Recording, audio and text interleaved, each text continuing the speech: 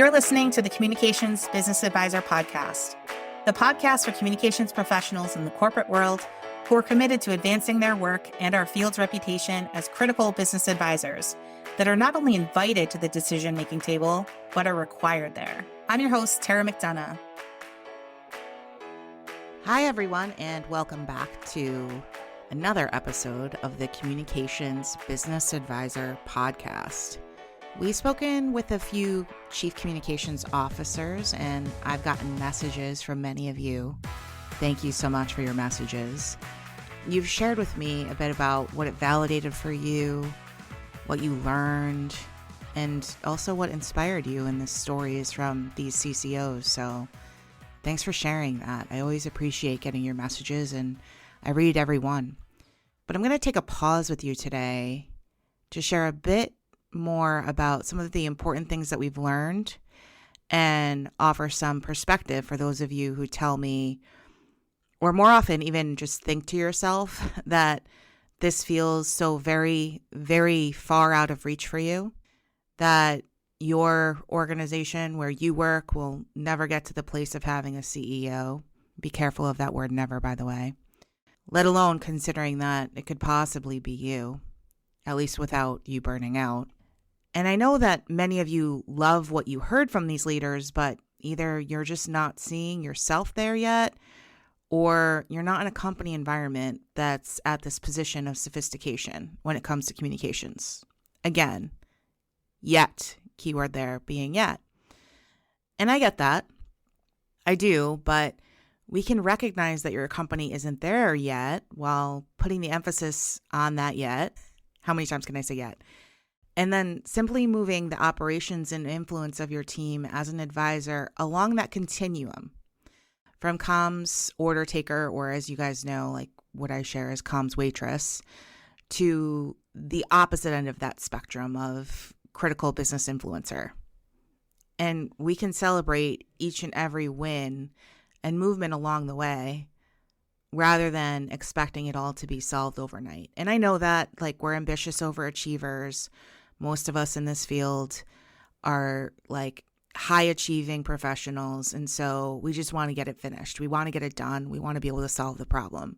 But this is a little bit more like a marathon than a sprint. And maybe not even a marathon, because you're going to like hit snags along the way. You're going to feel like you're backtracking along the path.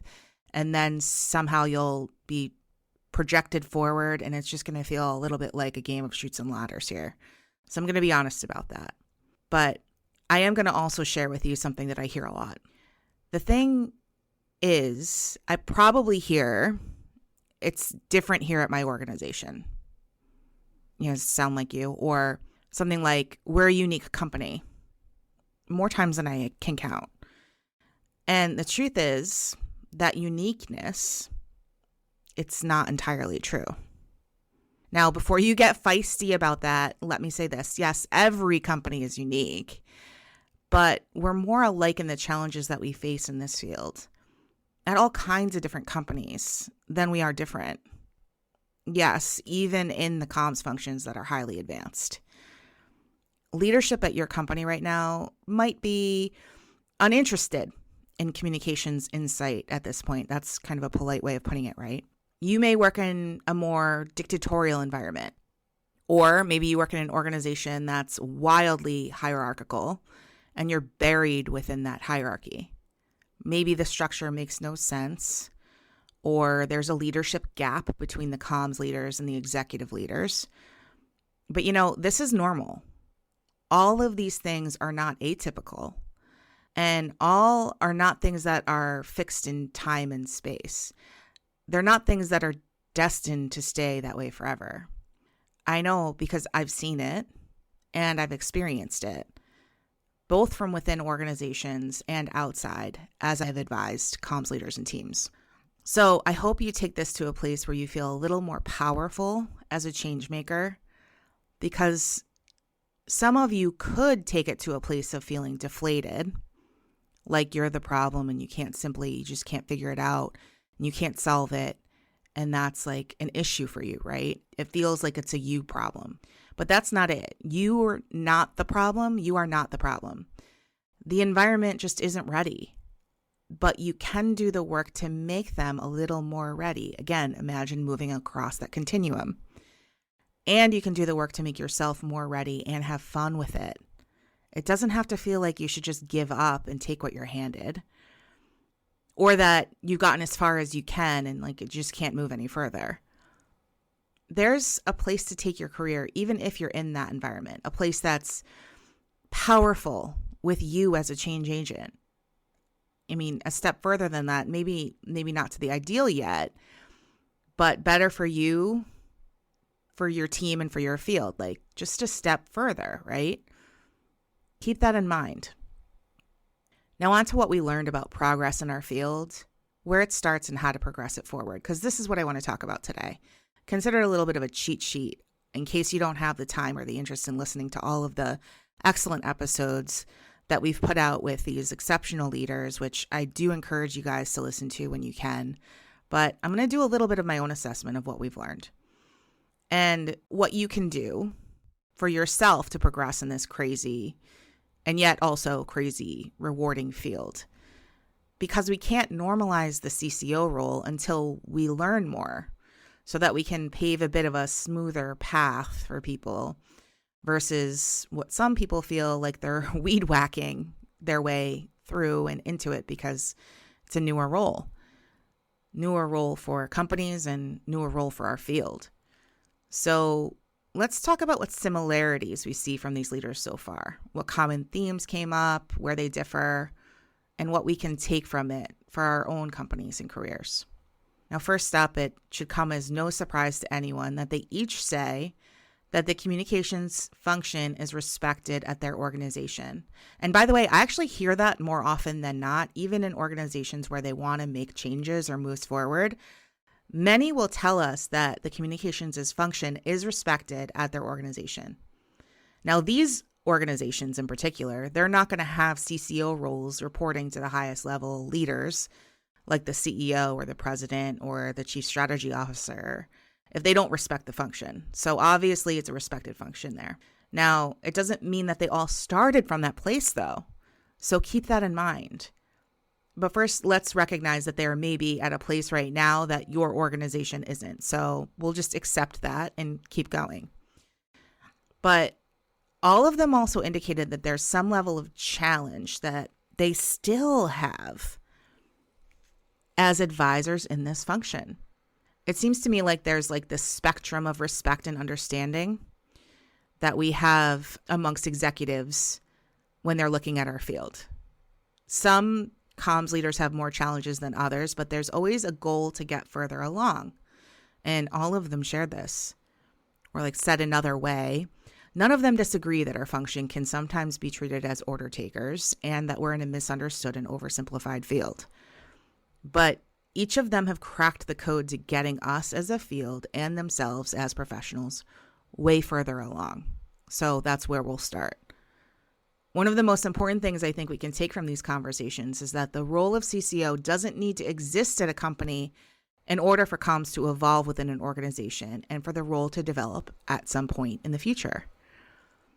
But you can also literally pitch it as a necessary position at some point as the organizational readiness for it becomes a bit more pronounced and as your skill, awareness, and respect for the function evolves. We heard this a couple times, and I've even helped some leaders do this themselves within companies. I actually recently wrote an email for Level Up, Be Extra. This is the email series that I send out every 2 weeks that talks a bit about the advice in using this advice in your own career. I used to think that the advice that everyone heard of own your career was wildly heard and understood and accepted, but then I recently learned that it wasn't. So I wrote a piece about my perspective on this because Stephanie Roberts said in an earlier interview that no one will care for your career more than you. So I took a little spin on this and shared a little more. If you're interested in reading more about my advice and perspective on this, shoot me a note through my website and my team will send you that message and sign you up for the future Level Up messages. Now that said, this idea of shaping the role feeds a little into something Libby May said as well. She said, don't be afraid to be ambitious. She pitched the idea of how the function of comms would work to the president of her university with her at the helm. This is after she basically wrote her own job description under a different president. We're often told to shy away from ambition, but it's important and necessary, and I will add, it is good. You have permission to be ambitious.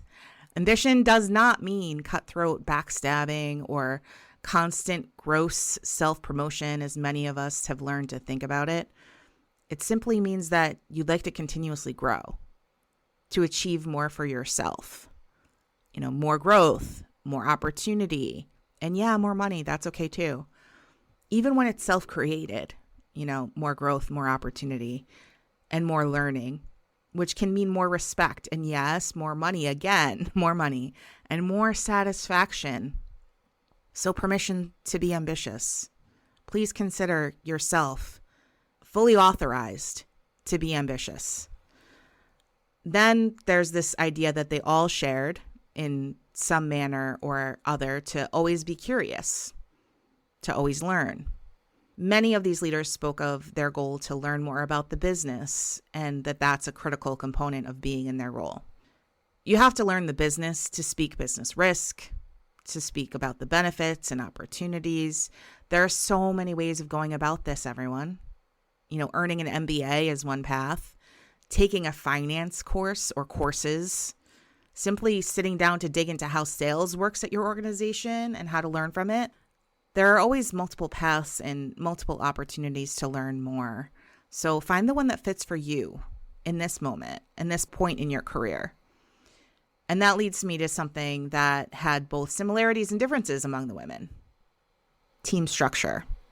In all cases, we hear about communications learn to consolidate functions. So PR and internal comms at minimum. Others brought in marketing, like Judy Rader's interview, and in some intentionally separated marketing from comms, like in Libby May's case. Bringing in government affairs happened in some cases and was not in others. Centralizing what was previously siloed comms functions like events, sustainability, ESG came together. Regardless of what came together and what stayed apart, though, in every case, communications went beyond perhaps the historic way of talking about communications, beyond, PR and internal comms. Some even had it named as a corporate affairs function, so they had both a CCO and corporate affairs title. Now, I don't care what it's called. I care about the action of advising with a view at the audiences and having that point of view where it's the leader's view, who is an expert in the audience, the chief communications officer, the corporate affairs leader, is needed. Like that seat at the table is required. And that's what they're looking at. Organizationally, integration of comms related functions is required as you get that seat at the advising table. But there always seems to be a view of what didn't belong in particular company setups when bringing things together. And that really makes sense to me because some of how comms is structured is based on what works best for that particular organization. This is why when I'm working with comms leaders and teams to rethink team structure to build for the future, we look how the functions are currently viewed and handled, what the gaps are, where things could be filled, and the future growth plan for the company, like the future strategy, or if they don't have a strategy that's solid, then we look at, again, growth plan. There's always a financial growth plan as we look to set up the right structure, which will change depending on all of these things. But one thing is similar. In all cases, comms is advising. Keep that in mind in all caps. If that were in my brain, I would be writing it out in all caps. Comms is advising. And in all cases, they know the business. They know the business inside and out. And in all cases, it's a centralized function at these organizations. Internal comms isn't reporting to HR and PR reporting to marketing, and a bunch of admins maybe doing some executive comms support, and events management is handled through some external partner somewhere. These are all centralized functions. Okay, so then we know the action, which is advising. We know the structure, which is centralized, and we know the approach, which is partnered with business areas as advisors. And again, I use that word partner, key. That's key here. We're not a service function, we're a partner function. And we know the career-focused advice from these people, from these brilliant chief communications officers. They're telling us, know the business, be curious, be a partner, and be ambitious. Now, let's take a quick break with a special message, and then I'll just be right back.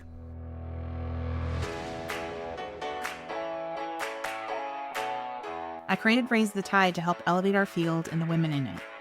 It's part community, part coaching, part professional development, and part mentorship. It encompasses all of these things because it takes all of these things to rise in your career. I asked a few Raise the Tide crew members to share what their experiences have been like in the program, and here's what they had to say. What would you tell someone who's interested in joining? Do it. It honestly is probably one of the best things I've ever done for myself in my 20 plus year career. I have received such benefit from this group. I cannot actually express it. Invest in yourself. I really started this group because it was time for me to invest in me. To anyone who's interested in joining Raise the Tide, I'd say the return might even end up being well beyond what you might expect. I walked in hoping for some professional clarity, and I've gotten that, but also stayed for the growth and the support and the connection that has come to mean so much to me. If you're interested in this program, head on over to taramcdonagh.com and complete the Raise the Tide form. A rising tide raises all ships, but we're not the ships. Together, we're the force of the tide, raising the ships for our entire industry. Okay, and we're back. And I'd like to pick back up on this concept of a maturity level of comms. Hint, hint, there's more to come on this. Now, thinking about that comms maturity model on a spectrum, some are at that place of order taking, or what I call comms waitressing, often to no fault of their own. They're dealing with history and, misunderstanding of the function and trying to move it forward. And then we move the function along to advising on messaging and approach, all the way through to advising on decision making. And we often hear only about that goal of, having a seat at the table.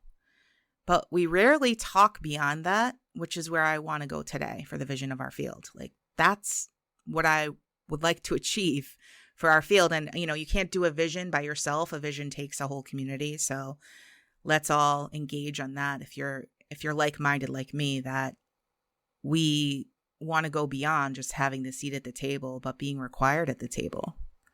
Because the emerging model for communications is a model that will make our seat not an invitation, but an expectation. The difference between having a seat and having authority is whether the communicator is shaping the decision, not only reacting to it. Now, in our series, each guest described in different contexts and in different industries, the moment their role shifted from being brought in to being brought in before.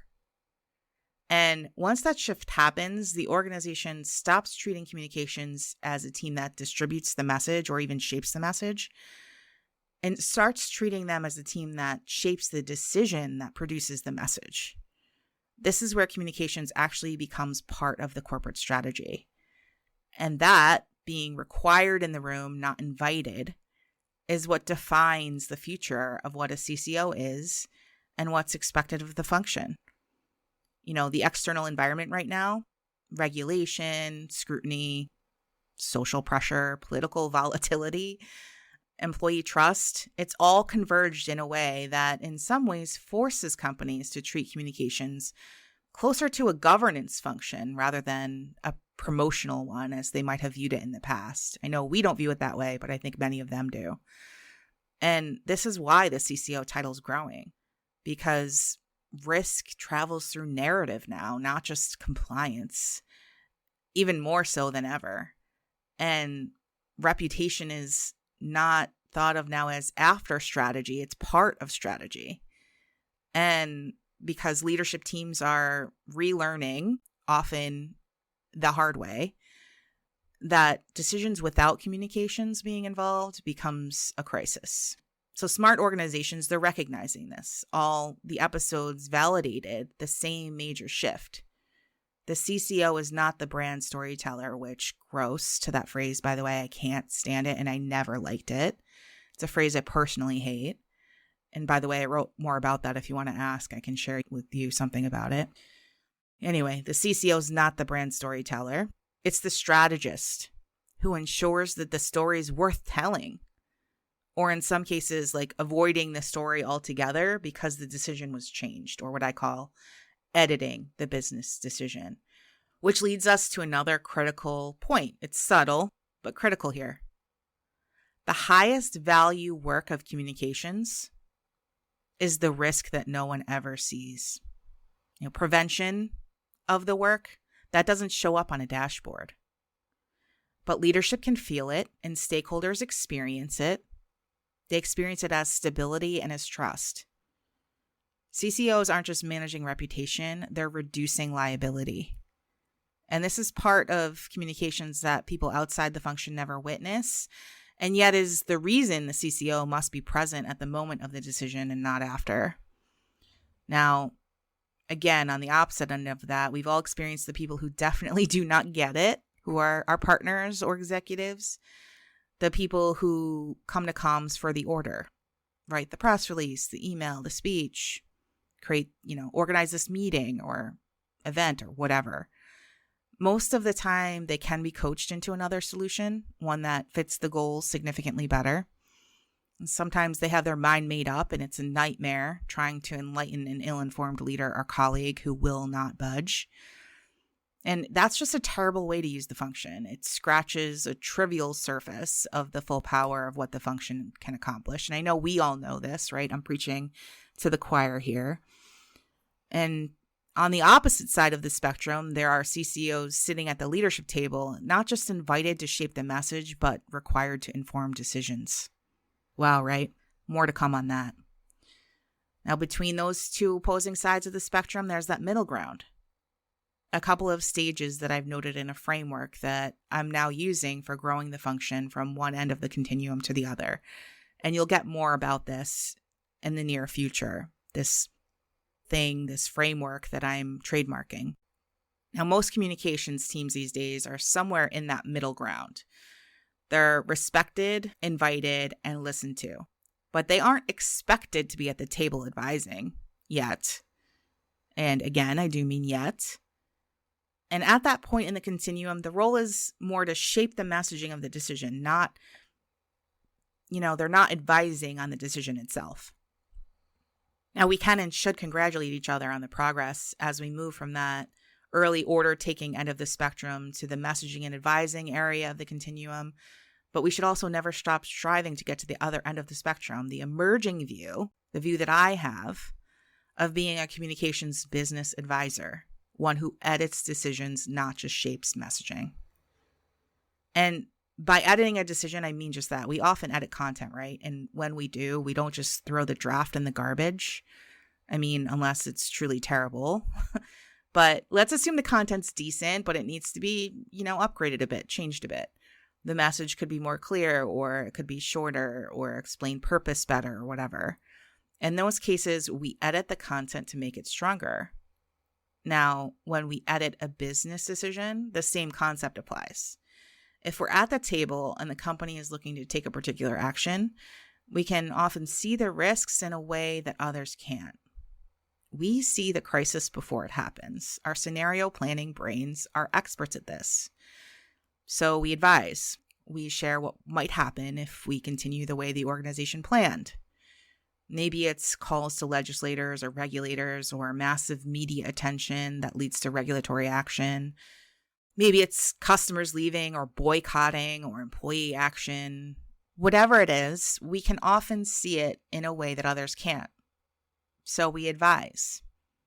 And more importantly, we can come up with ways of getting to the goal without taking the explicit action that they're looking for in a way that they're looking to achieve it. Maybe it takes more money, more time, or even less at times. That could be an option. But the point is to speak up and provide the option.